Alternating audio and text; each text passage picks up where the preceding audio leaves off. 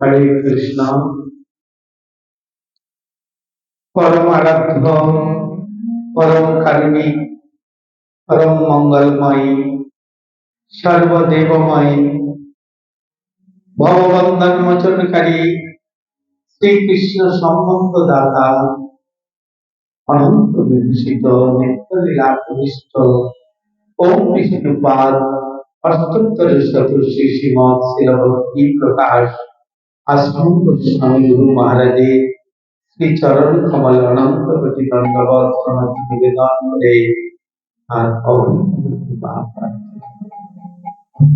तत्पश्चात रूपाल गुरुवर्ग और अनंत कोटि वैष्णव वृंदे श्री चरण कमल अनंत कोटि दंडवत प्रणति निवेदन करे তাদের অভিনব কৃপা প্রার্থনা করি। উপস্থিত বৈষ্ণব ভক্তবৃন্দ, শ্রদ্ধেয় মণ্ডলী, সকলকে জানাই আমি আমার সশস্ত্র প্রণতি। সকলে কৃপা করুন, করুণা করুন যেন শ্রীমদ ভাগবতী কথায় শ্রবণ করে আমাদের হৃদয়ে সেই ভগবত প্রেম সঞ্চার।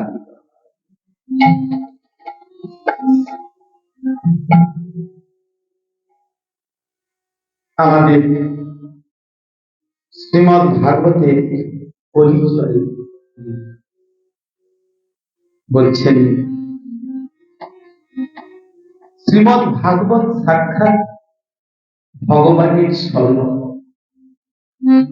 এই জন্য ভক্ত ভাগবত পড়ে, ভগবত ভাবনায় শ্রদ্ধা সহকারে এই গ্রন্থের পূজা আরাধনা। ভগবান ব্যাসদেবের মতো ভগবত স্বরূপ মহাপুরুষ যে গ্রন্থ রচনা করে শান্তি লাভ করেছিলেন, যিনি শান্তি পাচ্ছিলেন না, সকাম কর্ম, নিষ্কাম কর্ম, সাধন জ্ঞান, সিদ্ধ জ্ঞান, সাধন ভক্তি, স্বার্থ ভক্তি, বৈতি ভক্তি, প্রেমা ভক্তি, মর্যাদা মান, অনুগ্রহ মান, দ্বৈত অদ্বৈত এবং দ্বৈতাদ্বৈত প্রভৃতি সবকিছুরই পরম রহস্য যার মধ্যে ধরা আছে অনুপম মধুর ভক্তিতে, যেটি সকল মত হইতে ঊর্ধ্বে অবস্থিত, অথবা ভিন্ন ভিন্ন সকল মতেরই সমন্বয়কারী এই মহান সেই ভাগবতের মহিমা বাক্যান কি প্রকাশ করা যায়। এর প্রত্যেক অঙ্গ থেকে ভগবত ভাবপূর্ণ পরমহংস জ্ঞান সুধা নদীর বন্যা ধারা নিত্য প্রবহমান।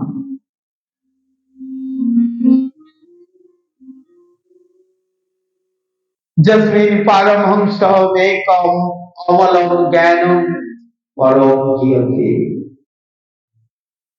ভগবানের মধুরতম প্রেম রসে পুলকালী মহাসিন্ধু হলেন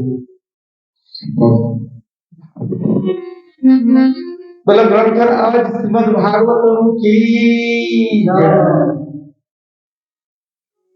ভাবুক ভক্তবৃন্দ, তাই সর্বদাই এতে অবকাশ। পরম মধুর ভগবত রসে পরিপূর্ণ সাধু সাধু অধিক করে এমন গ্রন্থ কেবল এই একটি আছে, এর কোন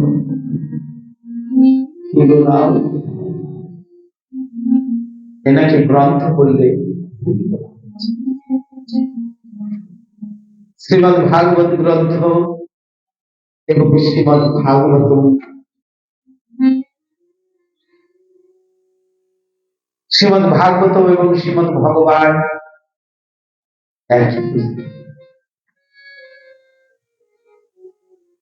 এটি সর্ববিদ্যার ভান্ডার, এটি সর্ববিদ্যার ভান্ডার প্রসিদ্ধ হয়ে আছে। প্রসিদ্ধ হয়ে আছে বিদ্যা ভাগবতাবধি। এই পারমহংস এই পারমহংস সংহিতার যথার্থ আনন্দ কেবলমাত্র সেই সৌভাগ্যবান ভক্তরাই কিছুটা অনুভব করতে পারেন, যারা হৃদয়ের যথার্থ নিষ্ঠার সঙ্গে শ্রদ্ধা ভক্তি প্রেম পূর্বক কেবল ভগবত প্রেম প্রাপ্তির উদ্দেশ্যে এর পারায়ণ করেন, এই কথা শ্রবণ করেন।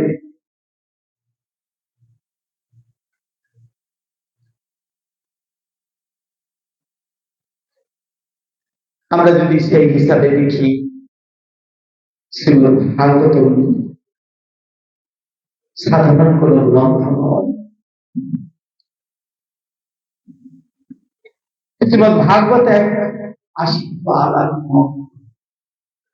এটি ভগবানের কৃপা আশীর্বাদ। এর পারায়ণের দ্বারা লৌকিক এবং পারলৌকিক সব রকম সিদ্ধি লাভ করা যায়।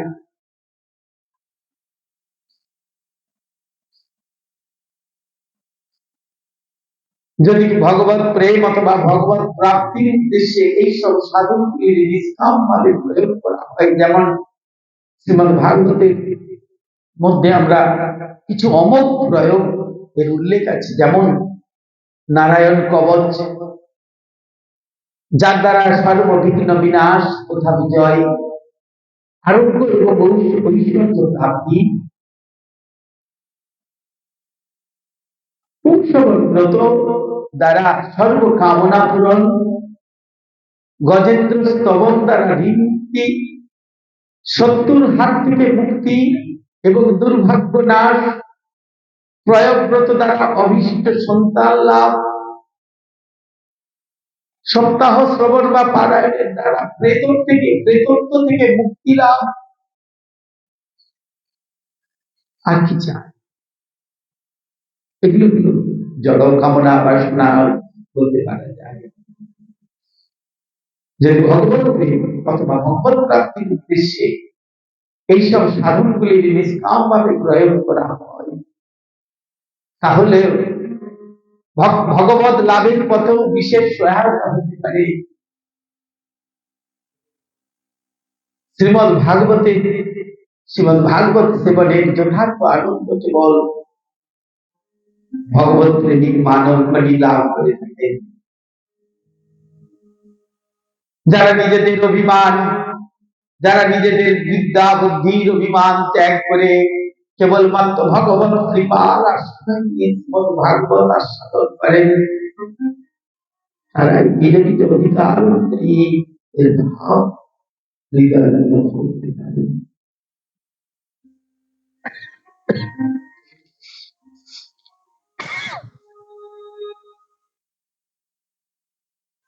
শ্রীমদ্ ভাগবত হচ্ছে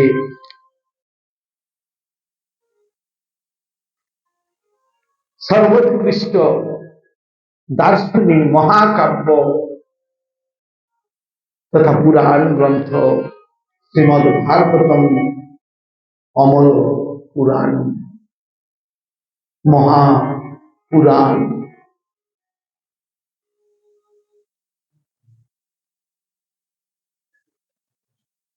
ভারতবর্ষের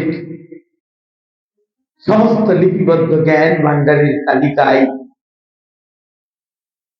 এই পুরাণ এক মহিমামণ্ডিত আসনে অধিষ্ঠিত। ভারতের সনাতন জ্ঞান প্রাচীন সংস্কৃত ভাষায় রচিত বেদ নামক গ্রন্থে প্রকাশিত হয়েছে। মানবিক জ্ঞানের সমস্ত ক্ষেত্রেই এই বেদের অন্তর্ভুক্ত। মানবিক জ্ঞানের যত সমস্ত ক্ষেত্র আছে সব এই বেদের মধ্যে অন্তর্ভুক্ত। মূলত শ্রৌত পন্থায় এই জ্ঞান সংরক্ষিত হতো। ভগবানের সত্যাবেশ অবতার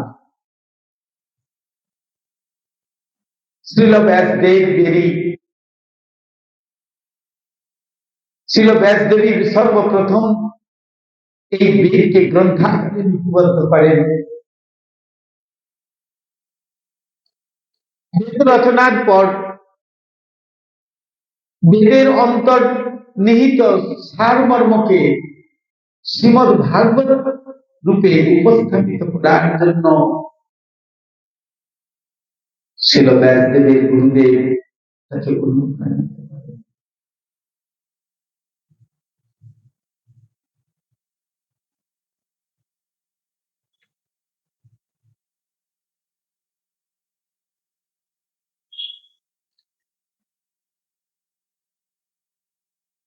এই ভাগবত পুরাণ সূর্যের মতো ভাস্কর এবং ভগবান শ্রীকৃষ্ণ ধর্ম তত্ত্বজ্ঞান নিয়ে তার যে নিজ ধাম, সেই নিজ ধামের প্রত্যাবর্তনের পরে এই শাস্ত্রের উদয় হয়েছে। যে সমস্ত মানুষ কলিযুগের অজ্ঞানতার অন্ধকারে দৃষ্টিহীন হয়ে পড়েছে, তারা এই ভাগবত পুরাণ থেকে তত্ত্বজ্ঞানের আলো প্রাপ্ত।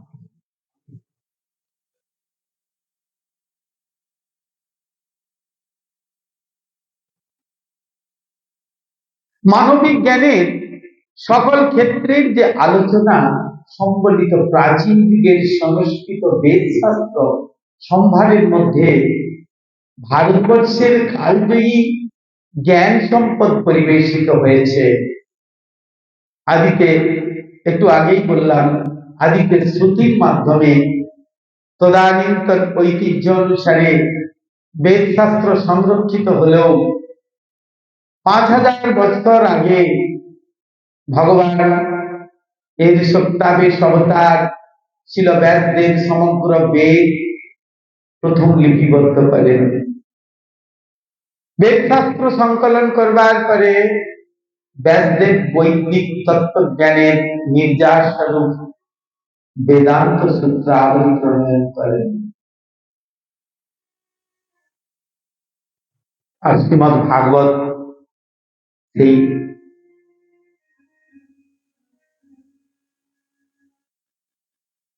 ভাগবতেরই শ্রীমদ ভাগবত পুরাণ ছিল ব্যাসদেবের স্বরচিত বেদান্ত সূত্রাবলী ভাষ্য প্রমাণ স্বরূপ, ভাষ্য গ্রন্থ স্বরূপ। তিনি তার পরিণত বয়সে পারমার্থিক জীবনে শ্রী নারদ মুনির নির্দেশে তা প্রণয়ন করেছিলেন। নিগম কল্পতরু বিগলিত বেদবৃক্ষের সুপক্ষ ফল রূপে এই শ্রীমদ ভাগবত বৈদিক জ্ঞান সম্ভারের সর্বাপেক্ষা পূর্ণাঙ্গ এবং প্রামাণ্য উপস্থিত।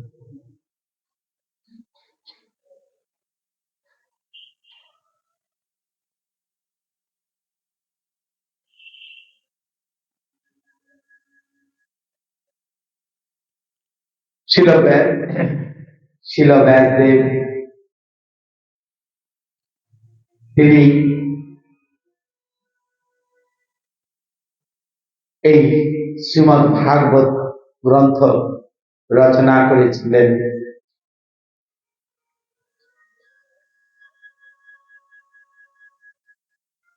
শ্রীমদ ভাগবতে তিনি দেখিয়ে দিয়ে গেলেন কলির জীব কি নিয়ে থাকবে। কলির জীব একমাত্র নিয়ে থাকতে পারে শুধুমাত্র কৃষ্ণ নাম এবং শ্রীমদ ভাগবত।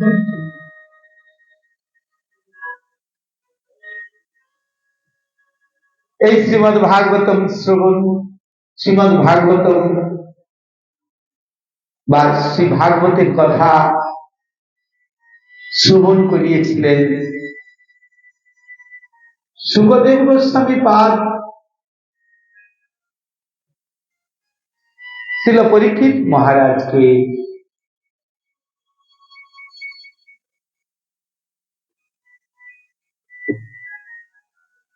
তিনি তার পিতৃ আদেশে বা পিতার কাছে শ্রবণ করেছিলেন ভগবানের কথা। আর ভগবানের কথা শ্রবণ করার পর ভগবান তাকে নিজ ধামে নিয়ে গিয়েছিলেন।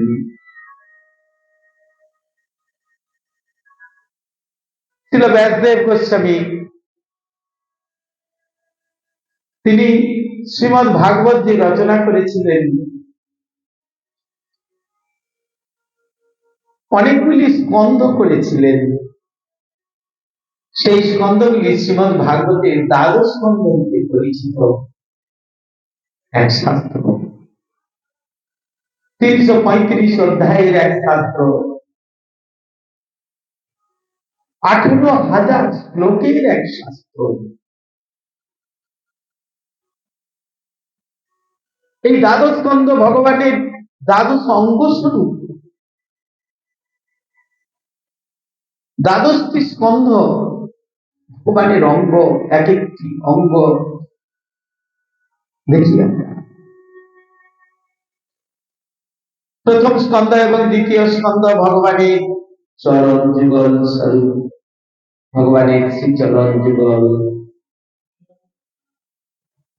তৃতীয় এবং চতুর্থ স্কন্ধ ভগবানের উদয়।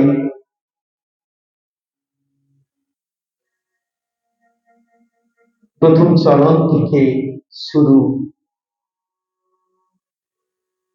চরণের সাথেই আমাদের সম্পর্ক। ভগবানের চরণে যেমন শ্রী গুরুদেবের সঙ্গে সম্পর্ক, তার চরণ সেবার মাধ্যমে, ঠিক তদ্রূপ ছিল ব্যাসদেব গোস্বামী পাদ। তিনিও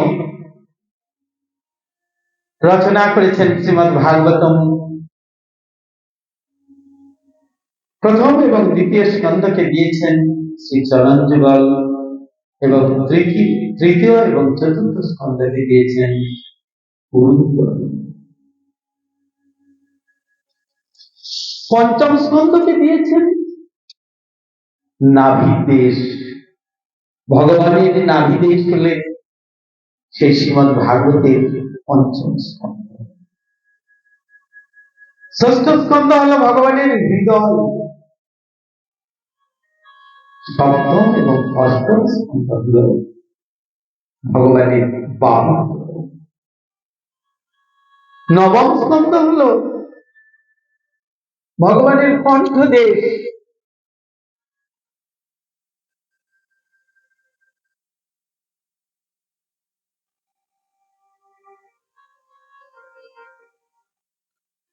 দশম স্কন্ধ হল মধু হাস্যযুক্ত শ্রী বদন মণ্ডল। বদন মণ্ডলের মধ্যে কোনটা সব থেকে বেশি সুন্দর?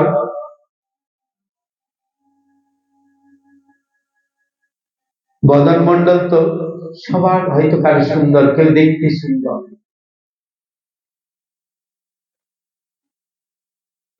কিন্তু যদি কারো নাক চ্যাপটা হয়, তাকে কি দেখতে ভালো? দেখতে সারা অঙ্গই সুন্দর, কারো নাক চ্যাপটা ভালো লাগবে। কারো কানগুলো হয়তো অনেক বড় বড়,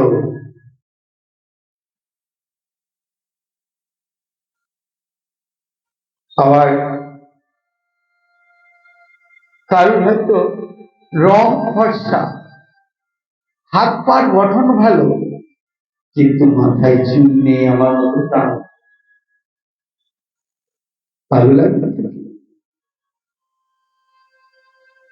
কারণ হয়তো চোখগুলো সুন্দর টানা টানা, পটল চেরা, কিন্তু মুখের দাঁতের গঠন ঠিক না, তাহলে তো ভালো লাগবে। কিন্তু ভগবানের প্রত্যেকটি অঙ্গই খুব সুন্দর, বিশেষ করে মধুর হাসিযুক্ত বদন মণ্ডল কি অপূর্ব, অপূর্ব সুন্দর।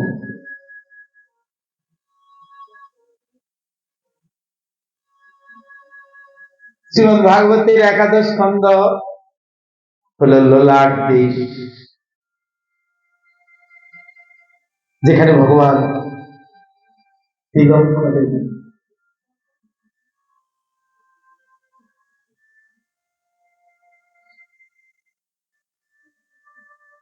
শাস্ত্রে বলেছেন কস্তুরী তিলকম ললাট,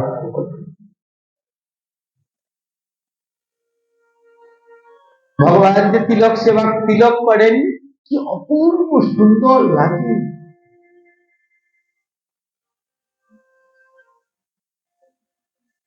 আর সেই একাদশ স্কন্ধই তাই ভগবানের ললাট দেশ, আর দ্বাদশ স্কন্ধ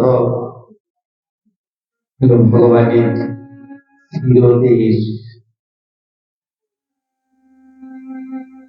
তাই শাস্ত্রে কি বললেন, তমাদি দেবম করুণানিধানম তমালবর্ণম সুরিতাবতারম অপার সংসার সমুদ্র সেতু ভজাময়ে ভাগবত সততম।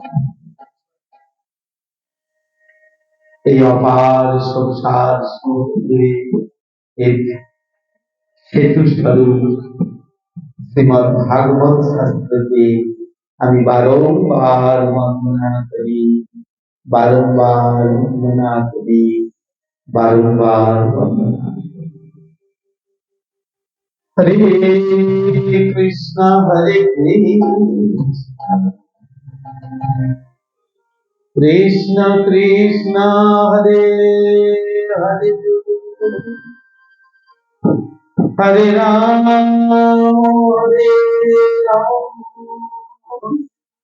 রাম রাম হরে হরে,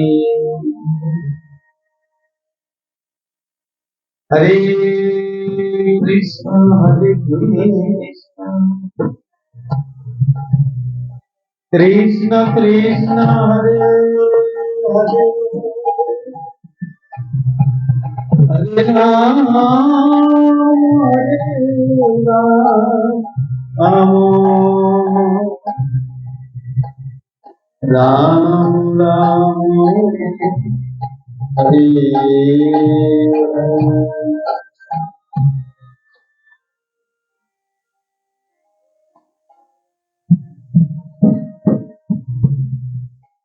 শ্রীমদ ভাগবতের পরিচয়, কিভাবে তিনি এলেন আমাদের এই জগতে, সেই কথাই আমাদের এখানে বলা হচ্ছে।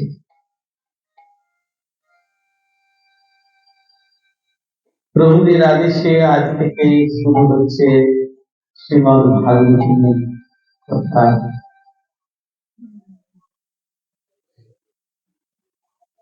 ভগবান বলেছেন,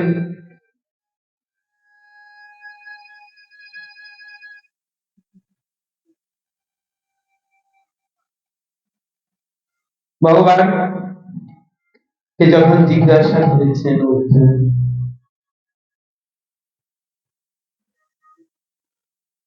যে আমি বুঝলাম তুমি কে, আমি বুঝতে পারছি তুমি অনন্ত কোটি বিশ্ব ব্রহ্মাণ্ডের মালিক, কিন্তু আমার যে এখনো একটা সন্দেহ মনের মধ্যে উঁকি মারছে, উঁকি দিচ্ছে আরেক একটা সন্দেহ।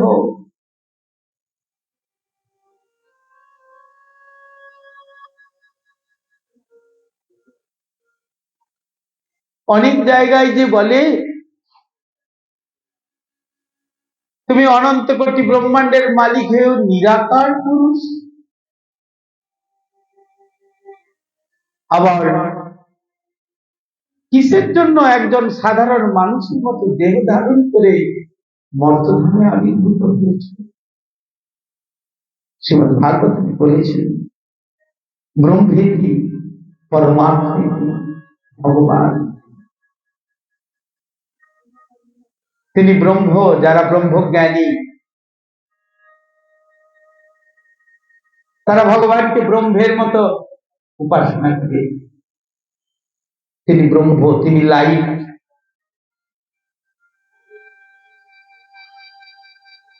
কিন্তু তারা জানে না সেই আলো, সেই ব্রহ্মটি কি।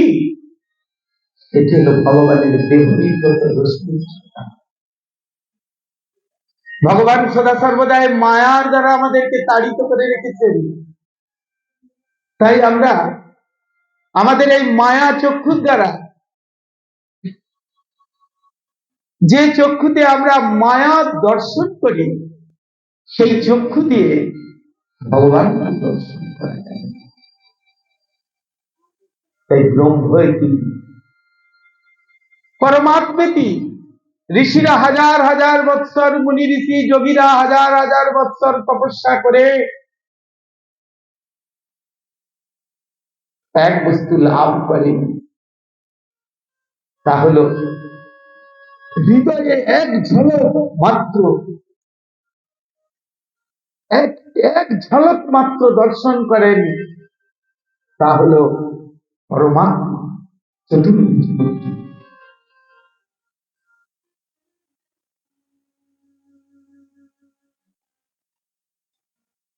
ভগবান বলেছেন, অহং সর্বস্ব প্রভব মত্ত সর্ব প্রবর্ততে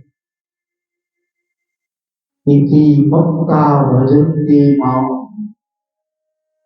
বুদ্ধ ভাব সমন্বিতা। আমার থেকে সব কিছু সৃষ্টি, যা কিছু দেখছো এই জগতে, অনু পরমাণু সব আমারই সৃষ্টি। আমার ছাড়া আর কারো সৃষ্টি নয়। তুমি বলতে পারো না, তুমি মনে করো না যে আমি এই যে একটা দুটো তিনটে সন্তান উৎপাদন করেছি, আমি যদি তোমাকে না দিতাম পুত্র কন্যা, তুমি লাভ করতে, আমারই সৃষ্টি। আমি তোমাকে প্রেরণা জুগিয়েছি, তোমাকে শক্তি দান করেছি, তবে তুমি সন্তান উৎপাদন করতে পেরেছ। তোমার কি শক্তি আছে সন্তান উৎপাদন করার? আমি যদি তোমাকে সেই শক্তি দান না করি,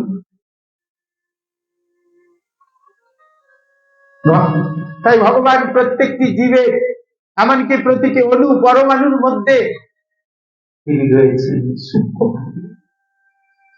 আমাদের প্রত্যেকের হৃদয়ে তিনি অবস্থান করছেন। আমরা সেটা বুঝতে পারি। কি করে বুঝবো? আমরা দেখে বুঝতে শিখবো। প্রত্যেকটি জীবাত্মা এবং পরমাত্মা প্রত্যেকের হৃদয়ে আছেন দুটি পাখির মতো। এই দেহটাকে একটা বৃক্ষের সঙ্গে তুলনা করেছেন। একটি বৃক্ষে যেমন দুটি পাখি থাকে, একটি পাখি ফল খায়, বৃক্ষে বসে কেন? পাখিটি সেখানে বাসা বাঁধে, আর কি করে? বৃক্ষের সুপক্ষ ফলটি সে খায়, প্রাণ ধারণ। আর একটি পাখি আরেকটি যে গাছে পাখি বসে আছে, সে সাক্ষী দর্শন দেখে। তাই এখানে তুলনা করা হয়েছে দেহ বৃক্ষে। যে পাখিটি ফল খাচ্ছে তাকে আত্মা বলা হচ্ছে, আর যে পাখিটি সাক্ষী রূপে দেখছেন তিনি হলেন পরমাত্মা। সেই আত্মা এবং পরমাত্মা যখন চলে যাচ্ছে দেহ থেকে, আমরা বুঝবো কি করে? তখনই আমরা মৃত হয়ে যাচ্ছি। আমাদের দেহের আর কোনো কিছুই থাকছে না, আমরা তখন মৃত, আমাদেরকে তখন মৃত বলে সম্বোধন করছে, অমুক বাবু মৃত হয়েছে, পরলোক হয়েছে, তাই না? আমাদের দেশে দিয়ে থাকে পরমাত্মা। আর তুমি জানো আমি হলাম ভগবান, আমি কেন এরকম ভাবে দেহ ধারণ করে মর্তধামে আবির্ভূত হই? তখন তিনি বললেন শ্রীমদ্ ভগবত গীতায় ৪র্থ অধ্যায়ে ৭ম এবং ৮ম শ্লোকে আমরা দেখতে পাই, যদা যদা হি ধর্মস্য গ্লানির্ভবতি ভারত অভ্যুত্থানমধর্মস্য তদাত্মাनं সৃজামঃ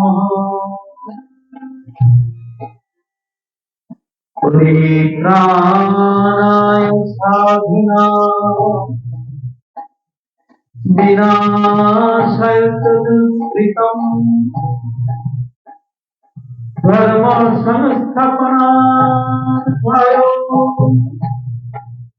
সম্ভবামি যুগে।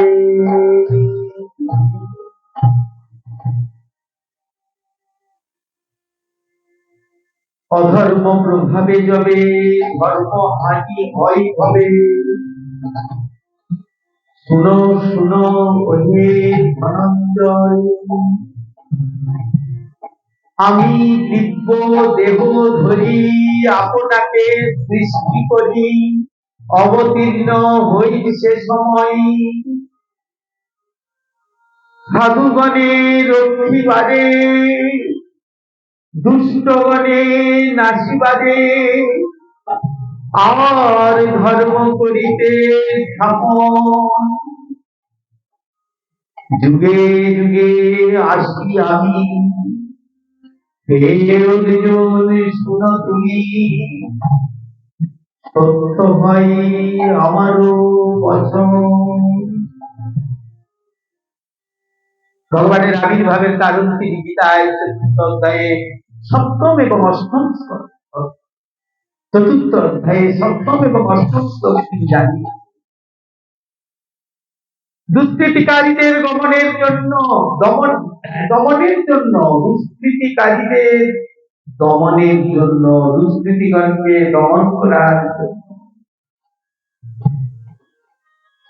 সাধুগণের সংরক্ষণের জন্য, ধর্মকে স্থাপন করার জন্য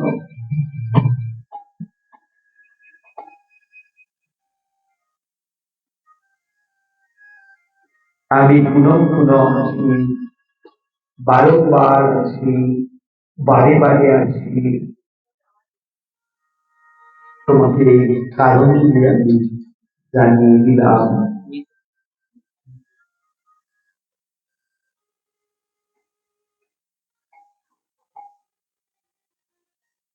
কিন্তু কুরুক্ষেত্রের মহাসমর যখনই সমাপ্ত হল,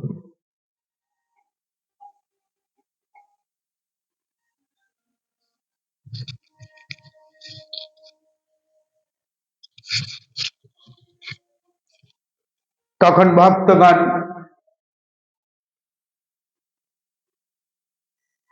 গোবিন্দকে জিজ্ঞাসা করলেন, হে গোবিন্দ,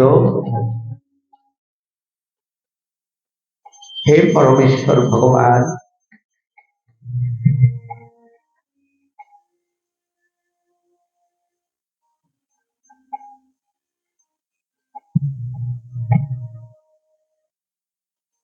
আপনি তো এই সমস্ত কাজ করার জন্য পূর্বে ৩জন দেবতাকে সৃষ্টি করেছেন, ব্রহ্মা বিষ্ণু মহেশ্বর, ৩জনকে সৃষ্টি করেছেন,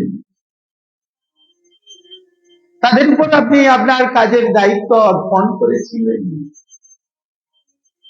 আবার সে কাজ করবার জন্য আপনাকে কেন আসতে হবে?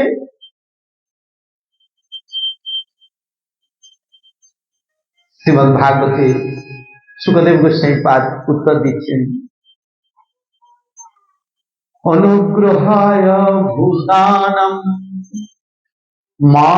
মানুষিং দেহমাস্থিত।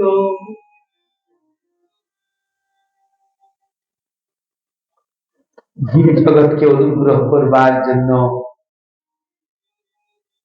সুখদেব গোস্বামী পাঠ করলেন, তিনি মানবের দেহ ধারণ করে মর্তধাম।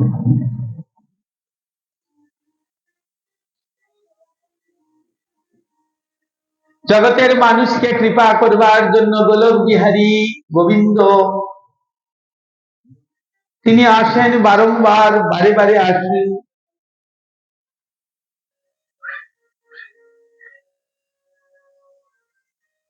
আমাদের গুরু মহারাজ বলতেন তিনি 125 বৎসর ধরে নরলীলা করেছিলেন।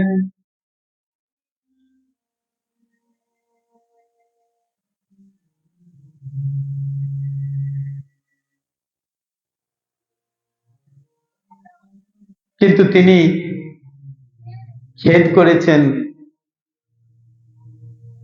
যে আমি এলাম, কিন্তু আমি শুধু অসুর মানন করে গেলাম।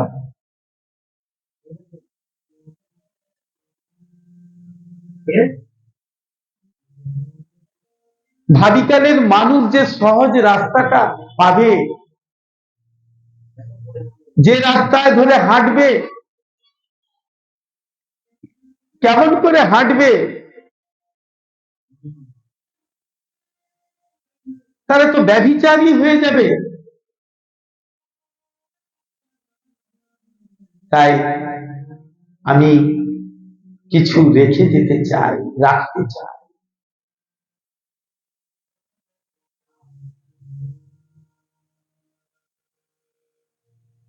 বললেন আমি নিজেকে প্রকাশ করব, আমার যে লীলা বা আমার ভক্তের যে লীলাগুলি, সেই লীলাগুলি একটি মহান গ্রন্থের, একটি মহাপুরাণ রূপে আবির্ভূত হবেন।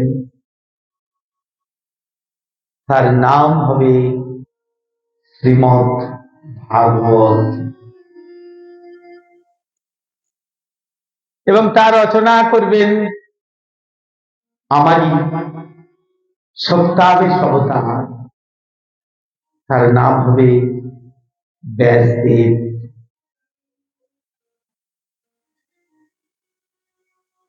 একদিন পরাশর মুনি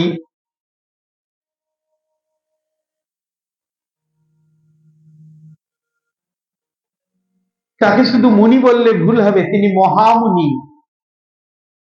সেই মহামুনি পরাশর তিনি যমুনা নদী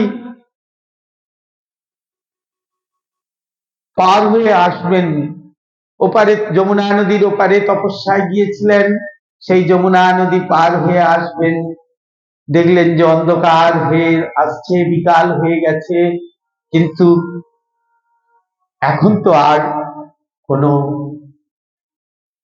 তরণী নাই। তরণীও যদি দেখতে পেলেন, কিন্তু দূরে দেখলেন তরণীটি আছে ঠিকই, কিন্তু তাকে পরিচালনা কে করবে?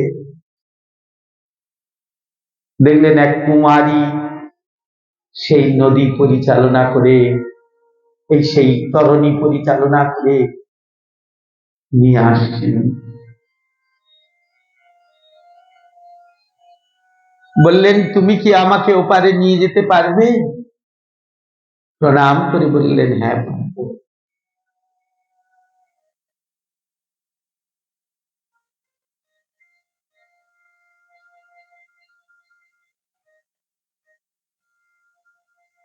ঋষিবর নৌকাতে চললেন।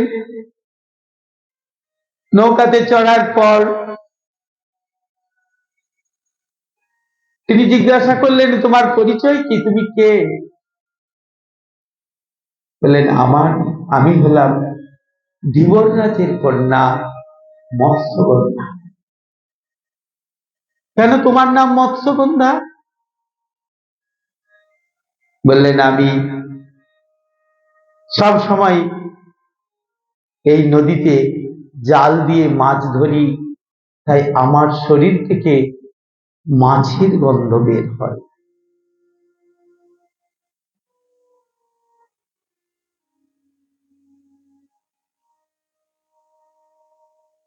ঋষিবর তাকে দেখলেন,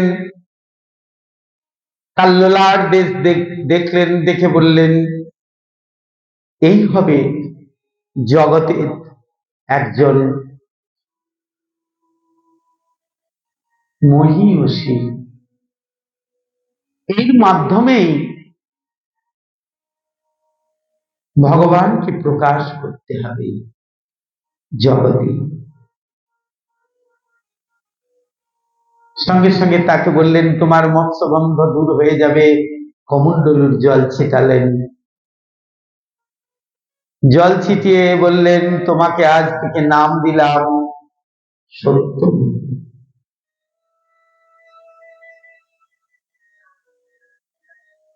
বললেন, তোমার এটা কাজ নয়, তোমার কপালে যা, ললাটে যা লেখা আছে তা হলো তুমি এই পৃথিবীর রাজরানী হবে। সুসাগরা পৃথিবীর যে সম্রাট, তার পত্নী হবে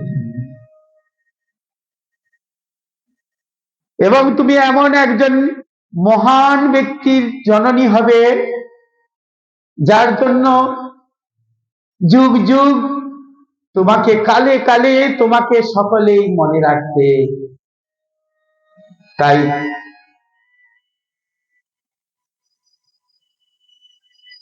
ঋষিবর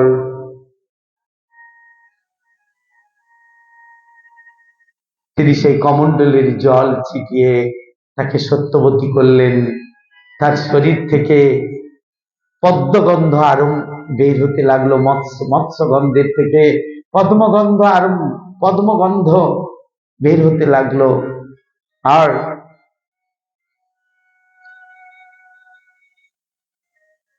তাকে তার যোগ বলে, ঋষিবরের যোগ বল, যোগ স্থানান্তর করলেন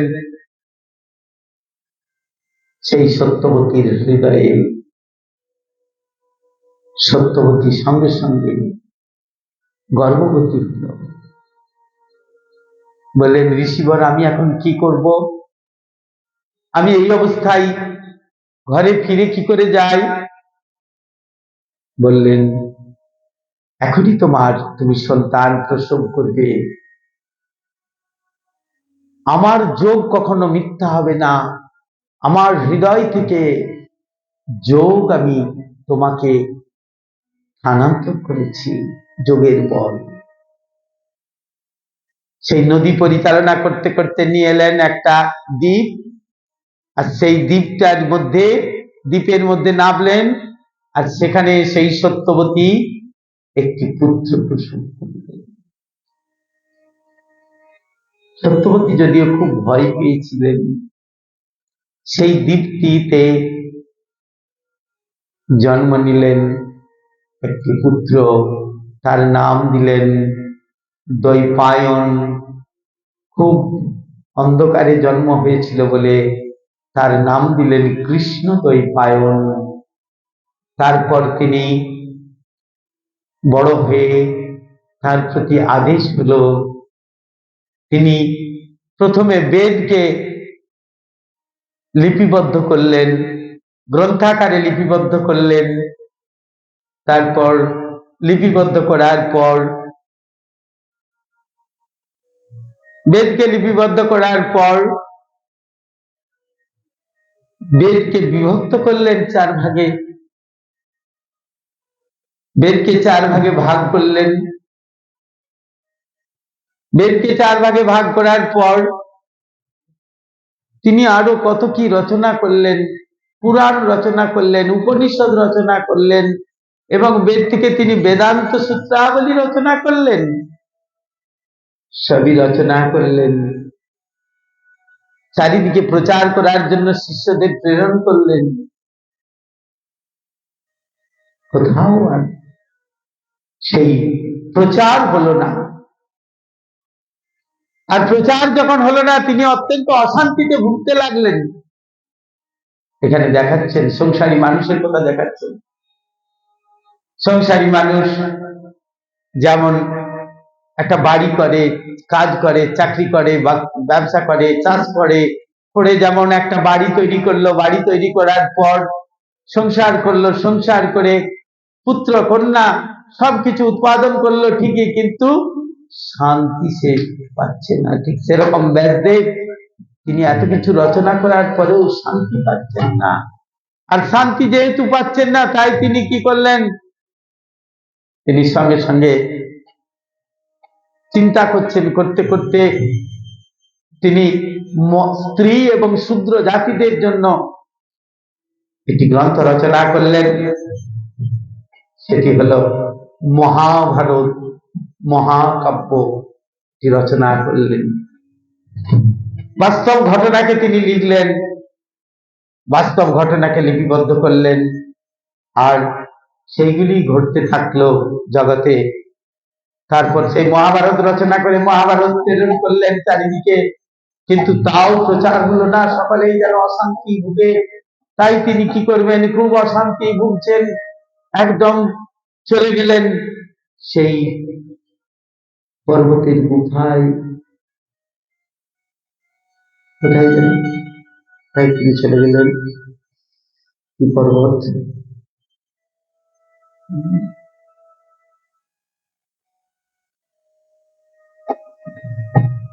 ব্যাসদেব চলে গেলেন। ব্যাসদেব মহাভারতটা অষ্টাদশ পর্বে বিভক্ত। এক এক পর্বে জটিল সমস্যা আছে, সকলে তা স্মরণ রাখতে পারবে না। আর একটু সংক্ষিপ্ত করবার চেষ্টায় তিনি পুনরায় রচনা করলেন শ্রীমদ্ ভগবত গীতা। শিষ্যদের শিক্ষা দিয়ে প্রচার করবার জন্য যখন পাঠালেন, কিন্তু তখনও ব্যাসদেবের মনে শান্তি নাই। এত কিছু রচনা করলাম, তাও শান্তি পাচ্ছি না। জগতের মঙ্গল কি করে হবে? সকল শাস্ত্রতে জগতের মঙ্গল সাধিত হচ্ছে না, এরপরে কি আছে আমার তো জানা নাই। তাই তিনি চিন্তা করছেন, গুরুদেবকে ডাকছেন, হে গুরুদেব, আমি কি করি? পঞ্চম বেদ রূপে আমি তো রচনা করেছি মহাভারত। সেই সমাপ্রসাশ্রমে তিনি, অর্থাৎ একটি গুফাতে, যেটি বর্তমানে বদরিকা আশ্রম, বদ্রীনারায়ণের কাছে, সহজ কথা, যারা কেদার বদ্রী গিয়েছে তারা জানেন বদ্রীনারায়ণের কাছে সেই আশ্রম আছে, সমাপ্রসাশ্রম। সেখানে গিয়ে তিনি সেই গুফার ভিতরে তপস্যা করতে লাগলেন। সেখানে এলেন নারদ মুনি, অশান্তিতে ভুগছেন। নারদ মুনি শ্রী গুরুদেব এলেন, আর গুরুদেব আসার সঙ্গে সঙ্গে প্রণাম করলেন, বললেন, তুমি শান্তি পাচ্ছ না কেন? তোমাকে দেখে মনে হচ্ছে তুমি অশান্তিতে ভুগছো। বলছেন, আমি অনেক পুরাণ আদি রচনা করেছি, এমনকি মহাভারত রচনা করেছি, পঞ্চম বেদ স্বরূপ মহাভারত তাও রচনা করেছি, কিন্তু তাতেও আমি শান্তি পাচ্ছি না। আমি এখন কি করব কিছু খুঁজে পাচ্ছি না। বলছে, তুমি তো শান্তি পাবে না। কেমন করে শান্তি পাবে? কৃষ্ণ হলেন লীলা পুরুষোত্তম। সেই লীলা পুরুষোত্তম শ্রীকৃষ্ণের চরিত্র কেমন ছিল, যদি জগতের মানুষ তা না জানতে পারে, তার ভক্তদের কথা যদি তিনি না জানতে পারেন, তাহলে ভগবান শ্রীকৃষ্ণের এই যে গীতার উপদেশের কথা তারা বিশ্বাস করবে কেমন করে? সুতরাং ভগবানের যে চরিত কথা, অমৃতময় লীলা কথা তোমাকে রচনা করতে হবে। শ্রীল ব্যাসদেব বললেন, ভগবানের যে সেই অমৃতময় লীলা কথা, তার তো কিছুই জানি না আমি। গোস্বামী বললেন, নারদ মুনি বললেন, সেই জন্যই তো আমি এসেছি এখানে, তুমি কোনো চিন্তা করো না। তখন তিনি কৃপা করে সেই ব্যাসদেবকে চতুশ্লোকী বাসুদেব মন্ত্রে দীক্ষা দান করলেন। যে মন্ত্র নারদ মুনি পেয়েছিলেন, ব্রহ্মার কাছ থেকে। কার? গুরুদেব পিতা ব্রহ্মার কাছে। আর ব্রহ্মা কোথা থেকে পেয়েছিলেন? ব্রহ্মা পেয়েছিলেন স্বয়ং পদ্মনাভ শ্রী ভগবান শ্রীহরির কাছ থেকে। সেই মন্ত্র তিনি আজ ব্যাসদেবকে দান করলেন অত্যন্ত কৃপা পরবশ হয়ে। আর সেই মন্ত্রগুলি দান করার পর যখন যাজন করতে লাগলেন, সেই মন্ত্রগুলি হলো অহমেবাগ্রে নন্নদ যৎ সদসৎপরম পশ্চাদহং যদিত্তচ্ছ যোবশিষ্যেত সহস্মহম।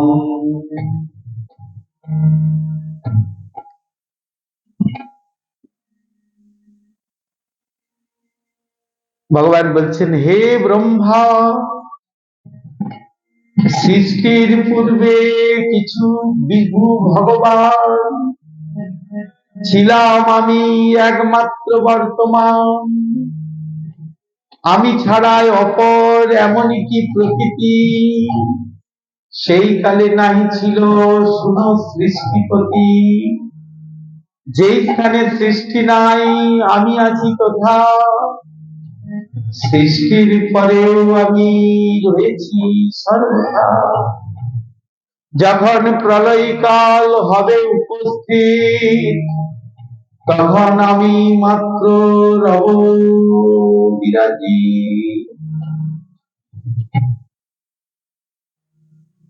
আমি একমাত্র অবশিষ্ট থাকব, সমস্ত প্রলয় হবে, প্রলয়ে ধ্বংস হয়ে যাবে। পরমেশ্বর ভগবান বললেন, একমাত্র আমি ছিলাম, আমি। ঋতে অর্থং যৎ প্রতীয়েত ন প্রতীয়েত চাত্মনি। খুব সুন্দর কথা, ভগবানের কথা। তদ বিদ্যাৎ আত্মনো মায়ং যথা ভাস যথা। আমরা এগুলি শ্রীমদ্ ভাগবতমের দ্বিতীয় স্কন্ধে নবম অধ্যায়ে দেখতে পাই। 32, 33, 34, 35 নম্বর চতুশ্লোকি।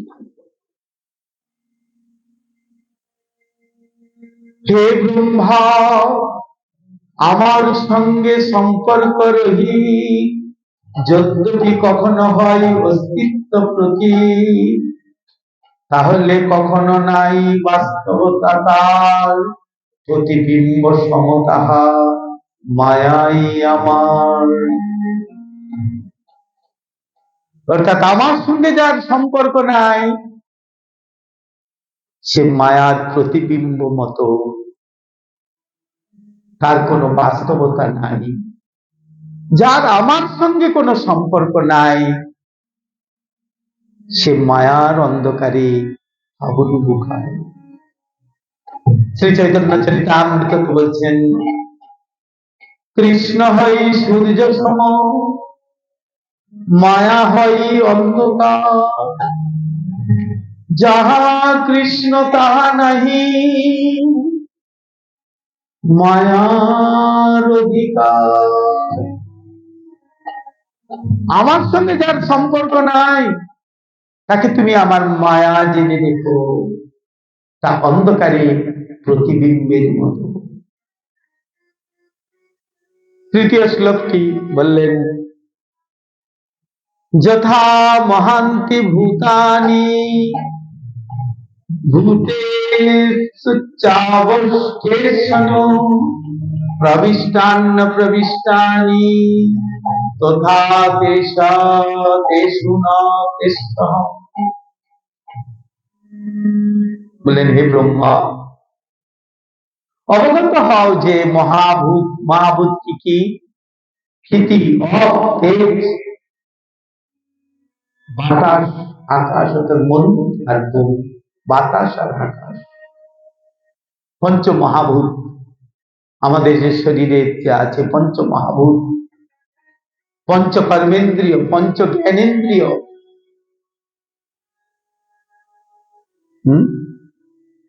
পঞ্চ বিষয়, আমরা এগুলো বুঝতে পারি কি? আমরা কেউ জানি এগুলো কি কি? পঞ্চ বিষয়: রূপ, রস, গন্ধ, শব্দ, স্পর্শ। এগুলোকে বলে পঞ্চ তন্মাত্র। পঞ্চ মহাভূত কি? ক্ষিতি, অপ, তেজ, আকাশ, বাতাস।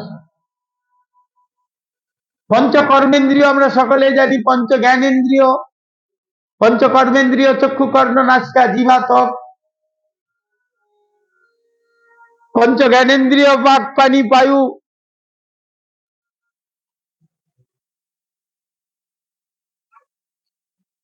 কি কি বললাম? পাক, পানি, বায়ু, উদর, উপস্থ।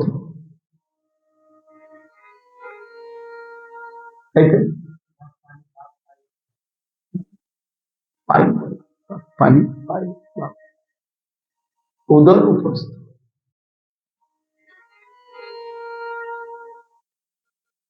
আর পঞ্চ বিষয় বা পঞ্চ তন্মাত্র কি? রূপ, রস, গন্ধ, শব্দ এবং স্পর্শ। এর দ্বারা আমরা আকর্ষিত হয়ে যাচ্ছি। কি কি? রূপ, রস, গন্ধ, শব্দ।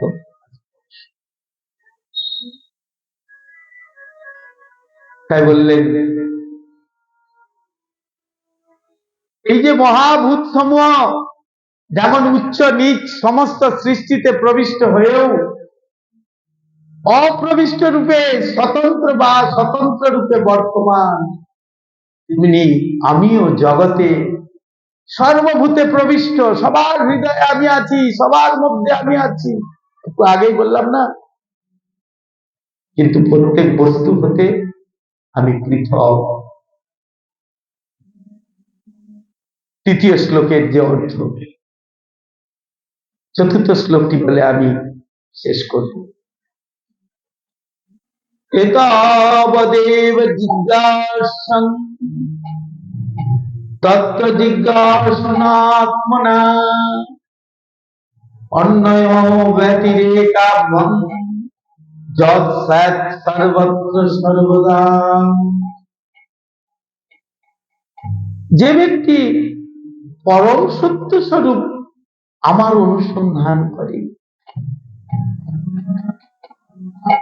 সত্য বস্তু একমাত্র ভগবান। আমাদের গুরুদেব বলতেন বারবার, সত্য বস্তু একমাত্র ভগবান, ভগবান ছাড়া সত্য বস্তু কিছু নাই। তাহলে কেউ প্রশ্ন করতে পারে সব কি মিথ্যা? না, মিথ্যা না, সব ভগবানের বস্তু। সেই সত্য বস্তুরই প্রকাশ স্বরূপ আমরা কেউ বুঝি, কেউ বুঝতে পারি। যে ব্যক্তি সেই পরম সত্যরূপ আমার অনুসন্ধান করে, তাকে অবশ্যই প্রত্যক্ষ এবং পরোক্ষভাবে সর্বস্থানে, সর্বকালে এবং সর্বাবস্থায় এই বিষয়ে পরিপ্রশ্ন করতে হবে এবং আমার সাধনা করতে হবে। সাধনা মানে সম্পর্ক, সাধনা মানে ভগবানের সঙ্গে সম্পর্ক গড়ে তুলতে হবে, গাঢ়ভাবে গাঢ় সম্পর্ক তৈরি করতে হবে ভগবানের সঙ্গে। যেমন আমার পুত্রের সঙ্গে সম্পর্কটা অত্যন্ত গাঢ় না? আমার স্বামীর সঙ্গে সম্পর্কটা অত্যন্ত গাঢ় না? আমার এই সংসারের প্রতি সম্পর্কটা অত্যন্ত গাঢ়। তার থেকেও অনেক বেশি সম্পর্ক গাঢ় করতে হবে ভগবানের সঙ্গে। ব্যাসদেব মন্ত্রের সাধনা করেছেন। এই মন্ত্রের সাধনা করতে করতে একমাত্র গুরু বৈষ্ণবের কৃপা বলে, গুরু কৃপা বলে সেই বেদ বৃক্ষের পরিপক্ক ফলস্বরূপ শ্রীমদ ভাগবত অবগত হলেন।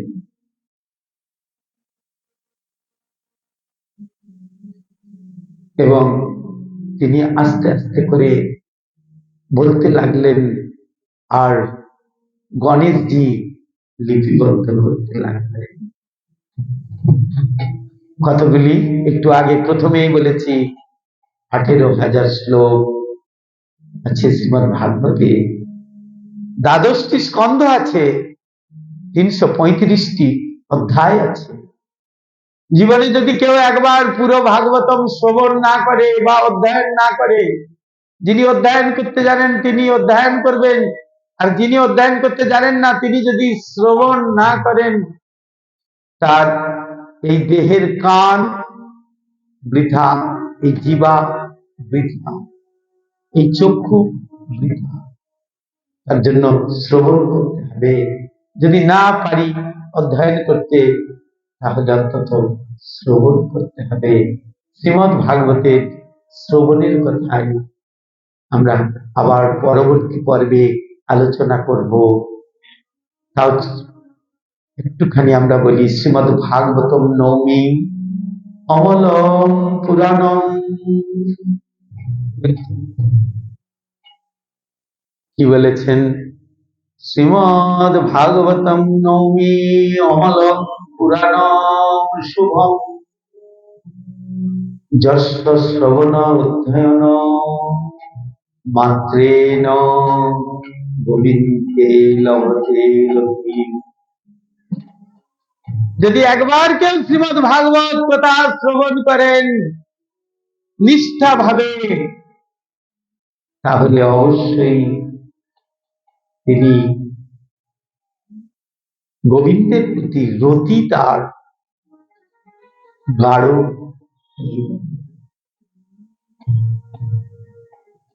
আমরা পরবর্তী অধ্যায়ে শ্রীমদ্ ভাগবতের মাহাত্ম্য কথা পাঠ করে শ্রবণ করব।